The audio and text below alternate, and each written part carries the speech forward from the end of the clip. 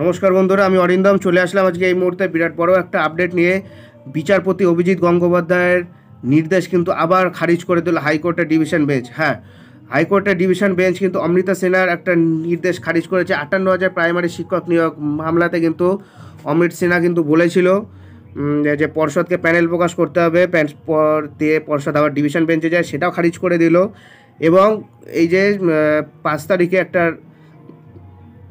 মামলাতে 42,000-এ, so সেখানে কিন্তু অভিজিৎ গঙ্গোপাধ্যায় কিন্তু পর্ষদকে বলেছিল যে 42,000-এর প্যানেল পুরো প্রকাশ করতে হবে এবং পুরো হার্ড কপি সফট কপি উভয় কিন্তু প্রকাশ করতে হবে।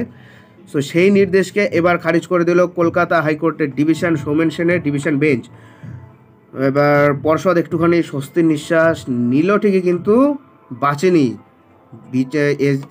বিচারপতি গঙ্গোপাধ্যায়ের এজলাসেই শুনানিটা হবে, আবার রায় আসবে, ওয়েট করুন। স্বস্তিতে প্রাথমিক শিক্ষা পর্ষদ, খারিজ বিচারপতি অভিজিৎ গঙ্গোপাধ্যায়ের নির্দেশ। গত 3রা জানুয়ারি বিচারপতি অভিজিৎ গঙ্গোপাধ্যায় প্যানেল প্রকাশের জন্য সময়সীমা বেঁধে দিয়েছিলেন পর্ষদকে। মোট 42,949 প্রাথমিক শিক্ষক নিয়োগের প্যানেল 10 দিনের মধ্যে প্রকাশ করার নির্দেশ দেওয়া হয়েছিল। সেই মতো আগামী 15 জানুয়ারি পর্যন্ত সময় ছিল পর্ষদের কাছে। প্রাথমিক শিক্ষক নিয়োগ সংক্রান্ত মামলায় স্বস্তি পেল পর্ষদ। প্যানেল প্রকাশের যে নির্দেশ দেওয়া হয়েছিল তা খারিজ করে দেওয়া হয়েছে। 2014 সালে প্রাথমিক টেট পরীক্ষার ভিত্তিতে 2016 সালে প্রাথমিক নিয়োগ প্রক্রিয়া হয়। সেই নিয়োগ নিয়ে বেনিয়মের অভিযোগ তুলে মামলা হয়েছিল কলকাতা হাইকোর্টে।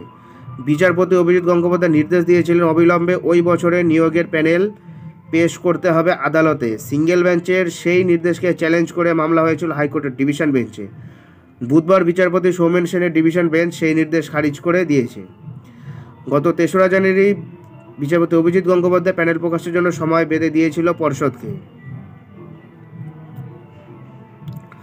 মোট 42,949 জনের প্রাথমিক শিক্ষক নিয়োগের প্যানেল আগামী 10 দিনের মধ্যে প্রকাশ করার নির্দেশও দেওয়া ছিল। সেই মতো 15 জানুয়ারি পর্যন্ত সময় ছিল পর্ষদের কাছে। হার্ড কপি ও সফট কপি জমা দেওয়ার কথা বলা হয়েছিল। এই দিন প্রাথমিক শিক্ষা পর্ষদের বিচারপতি সৌমেন সেন প্রশ্ন করেন, আদালত যদি কোনো নথি দেখতে চায় তাহলে অসুবিধা কোথায়? তিনি বলেন, সব নথি আপনাদের কাছে থাকার কথা, আপনারাই সেই সব নথির মালিক। আদালত যে কোনো সময় যে কোনো নথি দেখতে চাইতেই পারে। তিনি জানতে চান, আদালত যদি প্যানেল দেখতে চায় সেক্ষেত্রে প্রাথমিক শিক্ষা পর্ষদকে প্রভাবিত করা হবে কীভাবে, কোনো অসুবিধার সম্মুখীন হবে কিনা সেটাও জানতে চান বিচারপতি। সিঙ্গেল বেঞ্চের নির্দেশ খারিজ হয়ে গেলেও মামলা ফেরানো হয়েছে বিচারপতি অভিজিৎ গঙ্গোপাধ্যায়ের এজলাসে। তিনি বাকি সব বিষয়ে সিদ্ধান্ত নেবে, বাট তিনি আবার কিন্তু প্যানেল প্রকাশের নির্দেশ তিনি আবার দিয়ে দেবেন, যেটা স্টেটা যে উঠে যাবে।